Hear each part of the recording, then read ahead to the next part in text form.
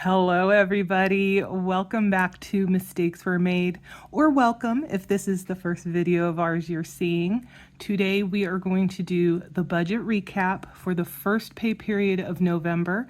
So that covers the 1st through the 15th.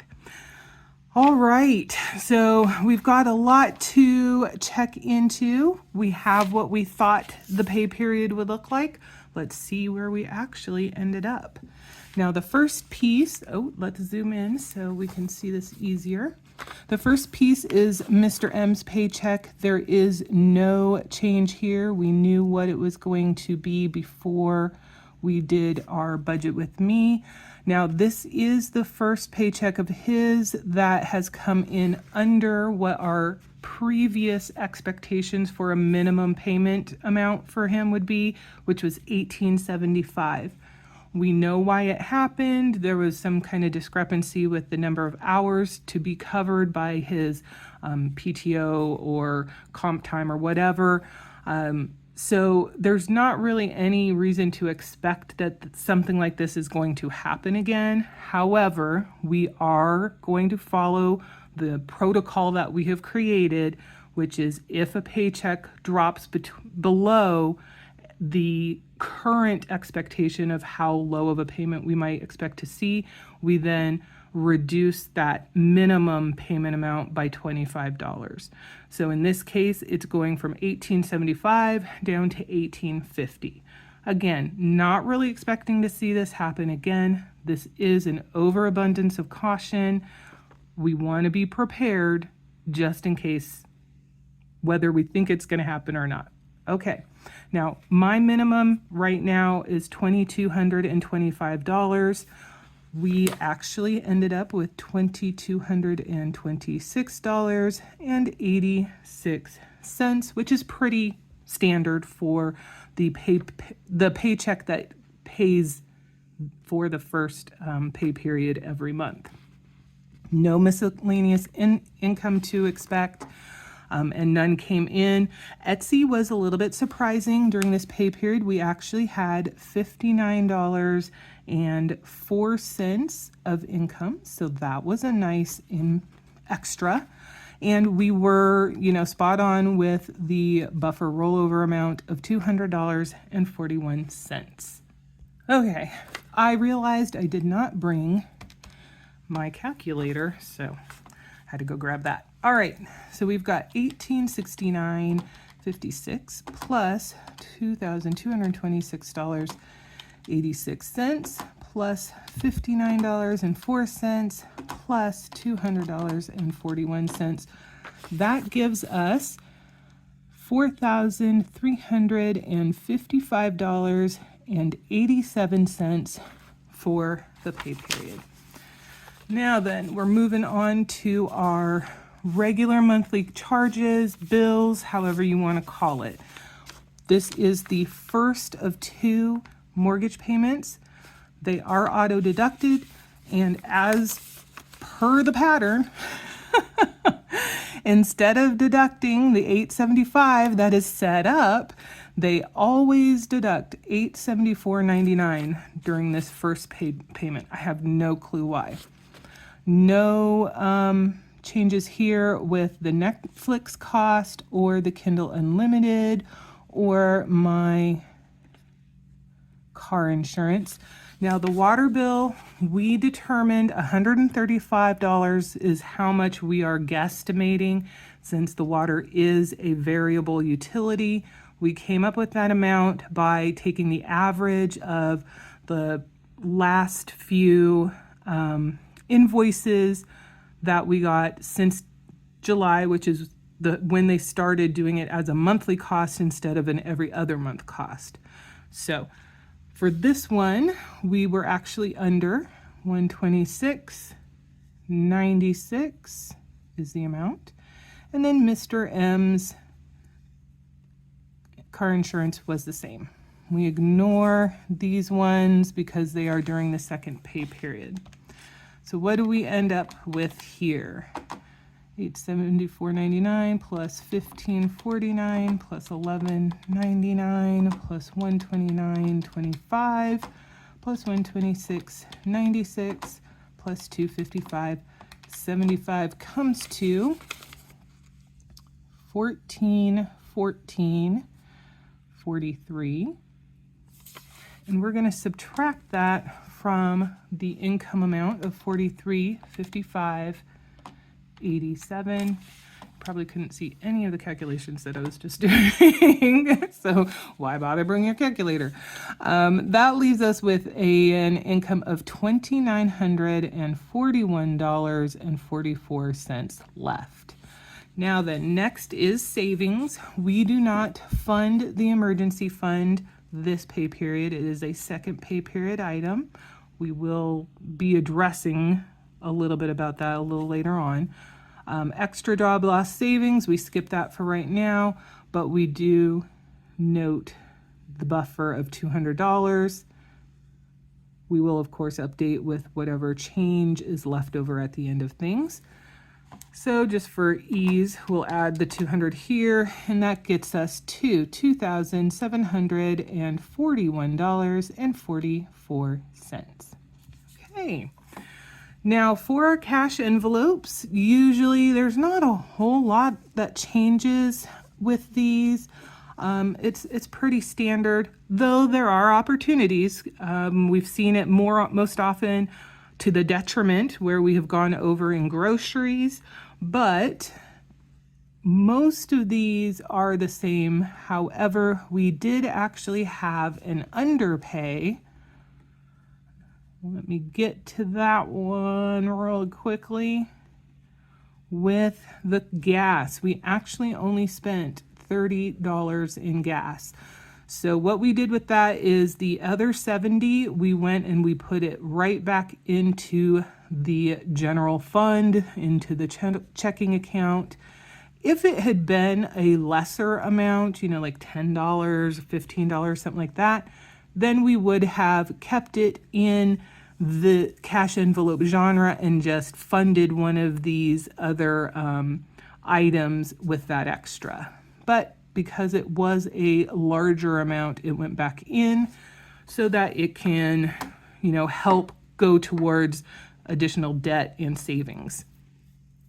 So where does that leave us? We've got 100 plus 12 plus 50 plus 50 plus 25 plus the 30 plus 5 plus 200 plus 10 plus 25 plus 11 plus 20, which gives us $538. Nice. Okay, so we're going to take that, subtract what we had left for income up here of 2741. Oh, yeah. That's really terrible handwriting, but it is 2741.44. Okay, so that leaves us now with $2,203.44. And I got a little discombobulated there. Okay, discover we did the first of two payments of $613. Oh my gosh, I promise that my handwriting is generally better than it ever looks on these sheets. Oy vey. Okay, so we have 613, and we are going to go ahead and add that to our total, which brings us down to 1590.44. Now, normally I am allotted $30 for my guilt-free spending. I actually only spent $14.99. I was particularly proud of that. That almost looks like 18. There we go. So we're going to add $14.99 to this, which brings the total down to $1575.45. And then last but not least, we did get our second payment of $100 to go towards the cider and sauce apples. So that will put us down here, the $100, and we will be at $1475.45. Okay. So we are still, as we can see here, doing the 90-10 split for debt to savings, that more aggressive version, because we're really trying to get this Discover card paid off. So let's see what that actually pencils out to now that we have a little bit of a different dollar amount. So we take 140, oh my goodness, 1475, we subtract 90%, and that gives us our total for the savings side of $147. Then we'll do the same. We'll take 1475, but we'll subtract the 147, and that gives us, for the debt side, 1328. Now then, let's fill these things out really quickly. So 1328 extra for debt.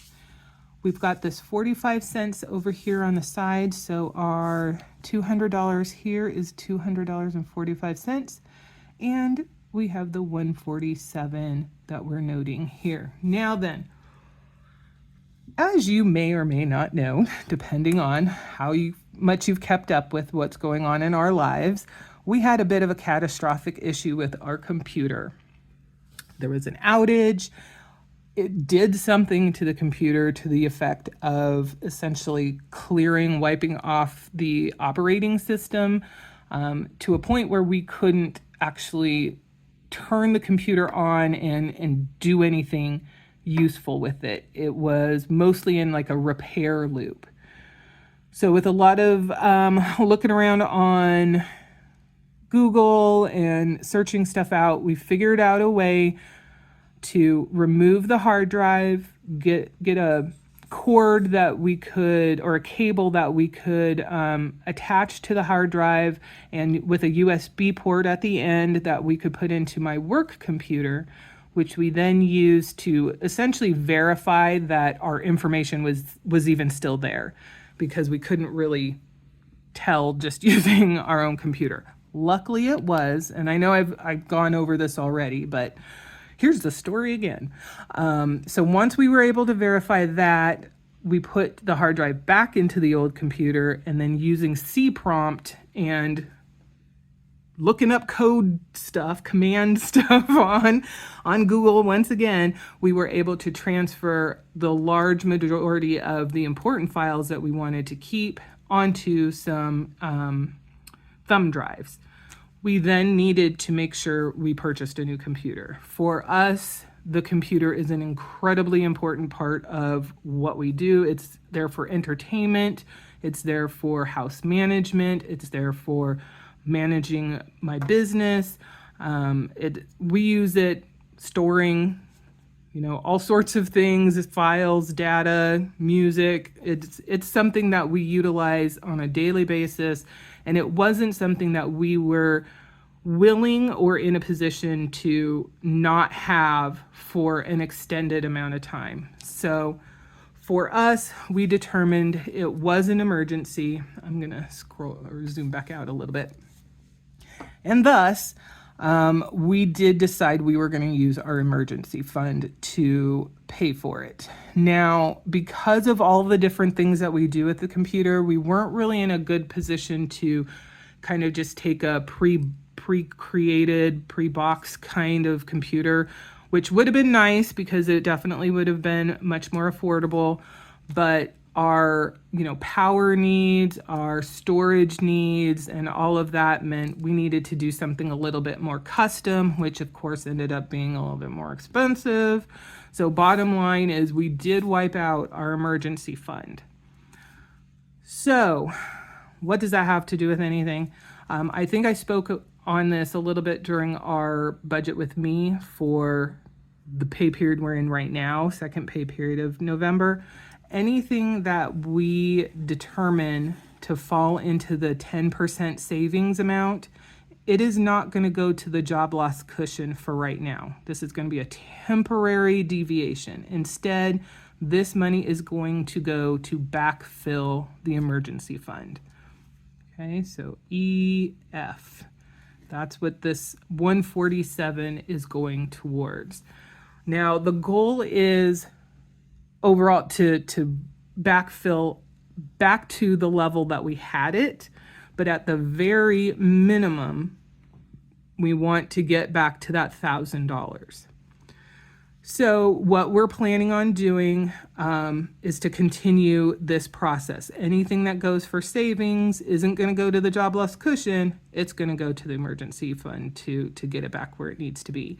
Now, we do have a small infusion of money that we are expecting from my mother as a Christmas gift. She said she would put in towards the fund for the computer. So at some point that will be in play and will help us get to our goal a little bit faster. But for now, this is what we're going to be doing. We'll talk a little bit more about this after we take a look at where we are with our debt as a whole for this first pay period. Okay, so we've got that. Let's zoom again. Let's see if we can do this so that's easier to see. That is definitely not going to work. Holy macaroni. Okay, there we go. Well, y'all already saw a peek. Y'all already saw the peek. Why am I even bothering? Okay. We'll do this. I'm out of practice, you guys. All right, so the Discover card, we started with a balance of $4,317.75 this month, and at the beginning of this pay period, November 1st through 15th, we are currently at a balance of $2,376.75 for a reduction of $1,941. Woo!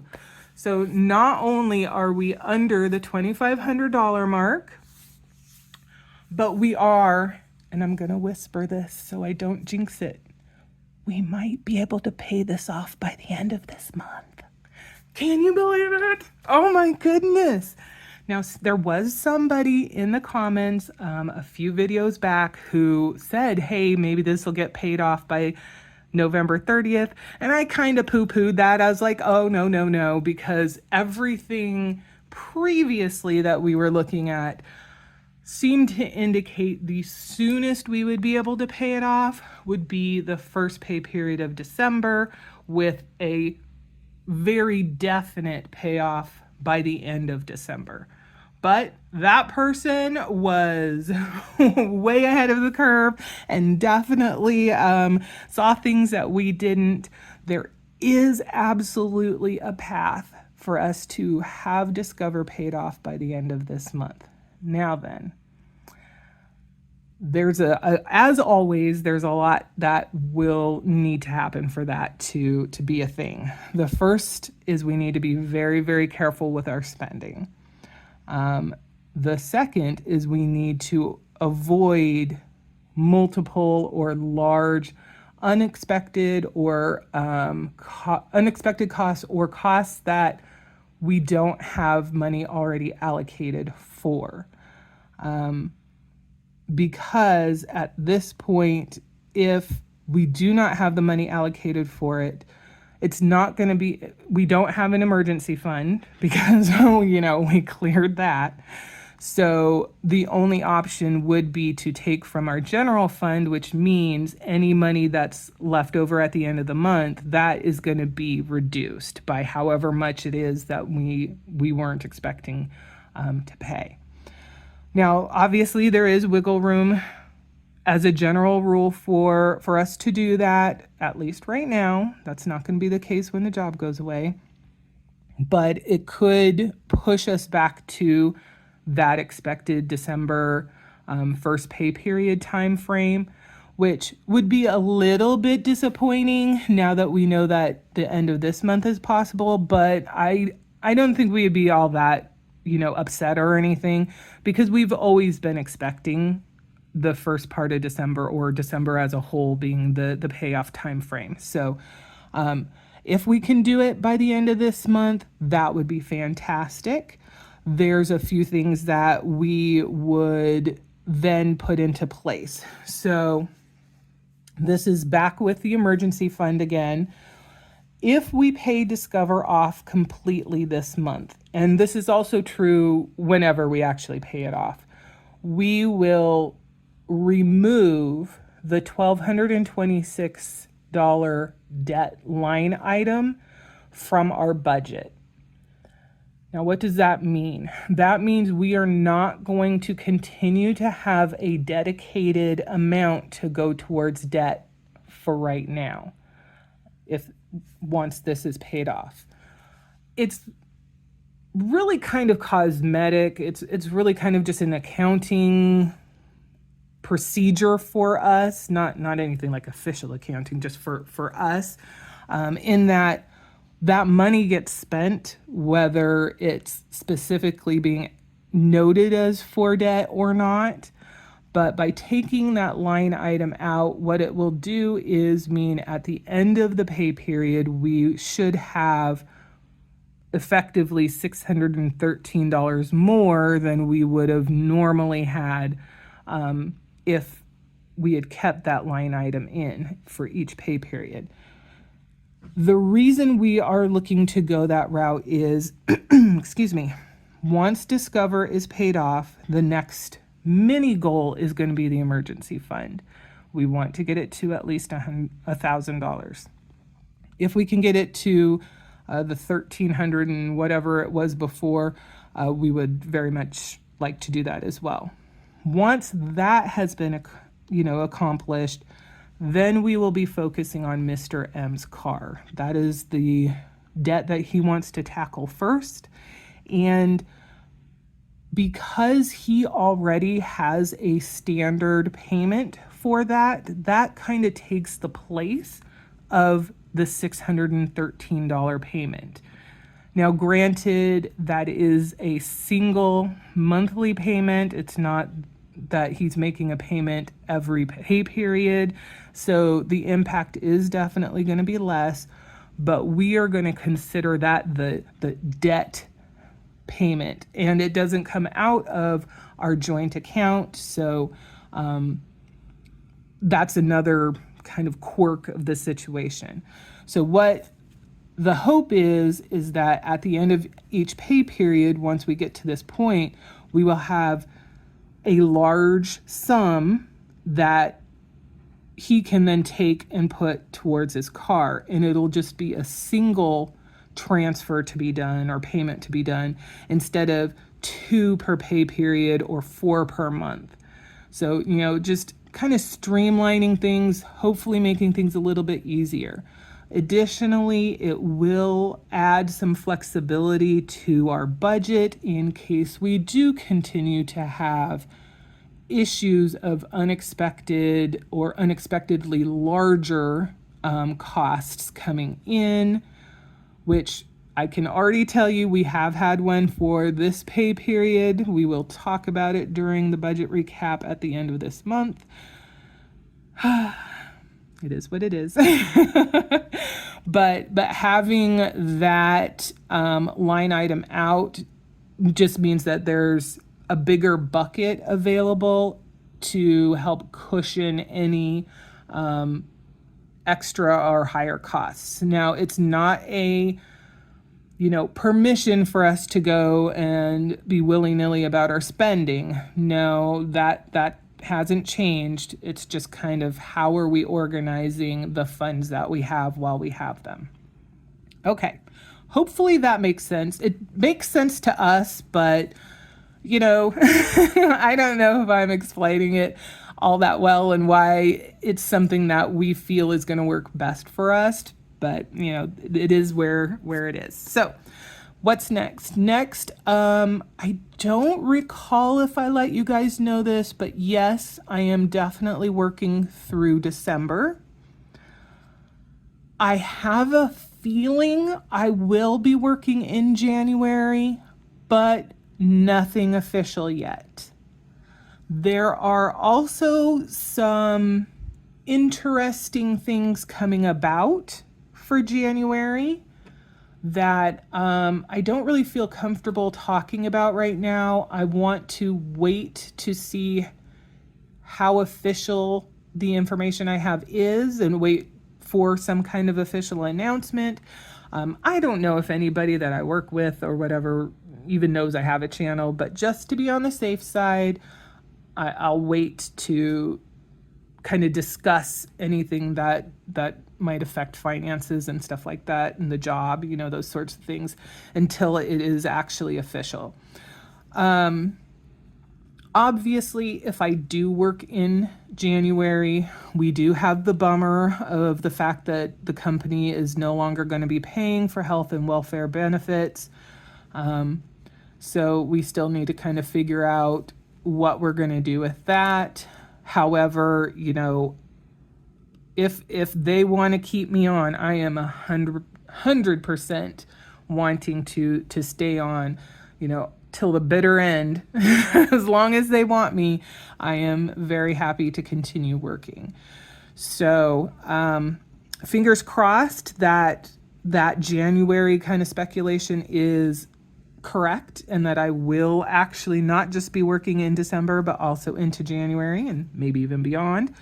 And we will, we'll kind of see what that possibility means as far as additional debt repayment and savings boosting. So that's where we are. That is the update on the job. That is the update on where we are with debt. That is the update saying there is a chance that Discover will be paid off by the end of this month. Oh my gosh. Yeah, I'll be honest. I'm really excited about that possibility.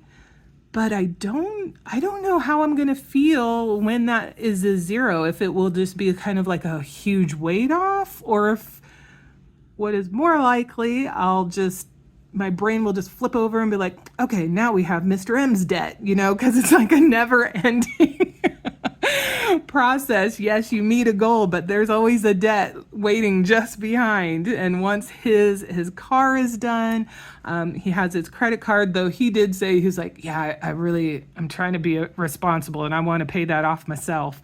I was like, all right, whatever. That's fine with me. So maybe not, we will be pulling money from the joint account to help with the credit card once the car is done. But the Big Mac Daddy is always there looming in the wings, and that is the mortgage, and that is definitely going to take a long time. So it's going to be a while where we are doing debt reduction activities. The question will be what percentage of any of our budget is going to go towards debt once we have both the Discover card paid off and Mr. M's 2 items paid off. Will we still kind of make debt the most important piece? That would be the house reduction. Or will we start to filter in and increase in importance things like building up that emergency fund to, eventually a full year of coverage? Will we be in a position to and want to start investing? Just general additional savings, or bulking up the monies that we put into the cash envelopes, because we definitely have some cash envelopes that we're funding at a very, very, very minimal level. And honestly, it's not really conducive to paying for things if we really have a need, like the clothing one with $5 a month. It's not enough. But it's enough for right now. So those are the things that are kind of looming in the future that we kind of need to wrap our heads around and get an idea of exactly what we want life to look like. We probably will keep the 90-10% process while we are doing Mr. M's debt, just because I really, really like that accelerated option for paying off debt. If anything feels a little hinky or off, or like we're slipping behind or anything, we can always change it back to the 75-25. I don't anticipate that happening, but you never know. having flexibility is always good. So that's where we're at. We are just at 30 minutes here, so I am going to close. Thank you so much for watching. And I should have done this at the beginning of this video. Thank you so much to everybody who has subscribed. I saw last I looked, we had 1,005 subscribers. Oh my goodness. When I first started this, I had no expectations of any subscribers, quite frankly, because who on earth would be interested in what the heck we're doing with our money? Because obviously we haven't been very good stewards of it previous to now. But look what, a little over a year can show. We are going through the process to monetize the channel, mainly because I have had a different channel before. I think I had like 100 subscribers to that one. I stopped doing it. I've never been in this position. And so I'm very interested in seeing the process for monetization. What I will say is I have no intentions of this channel being one to specifically generate income. I don't want to have to change what I'm doing. And I have a feeling if I wanted to try and capitalize on the monetization kind of piece of things, there would probably be some steps I would have to take. One of them being I probably have to be on the other side of the camera, and that's not really something I'm really comfortable with. I'd also probably have to do those ridiculous, thumbnails where I look shocked or concerned or something, and that it's just not for me. I roll my eyes when I see them. I mean, if that's what other folks want to do, more power to you, especially if it works for you. I just find them silly, especially when they're like really, really over the top. And I'm just like, oh, okay, really? But again, that's just me. I don't know if there would be other, content stuff that I would really need to pursue and more often posting schedule. The one that I have now works for right now. So that's just a lot to say. I'm not intending this to be some major income stream or like when the job goes away to jump into this and replace my income by having a YouTube channel that, I pursue income from. If we happen to make a little bit of money, similar to how we have our Etsy, and that helps the bottom line a little bit, great. That's fantastic, but that's not going to be the main goal. But all that said, I am still so excited that we made it to the 1,000 subscriber mark. So thank you to everyone who has subscribed. Thank you to the folks who saw that we were close and shouted our channel out so that we got those, handful to push us over the line. And if you're watching and you haven't subscribed, thank you as well, because you know what? Watching is what helps, especially if it's monetized. And we're here to just kind of show what we're doing, and I can't show things to people who aren't watching. So subscription is not required. Anyway, thank you so much. If you have any feedback, questions, suggestions, things like that, please note those down below. And I hope we'll see you in the next one.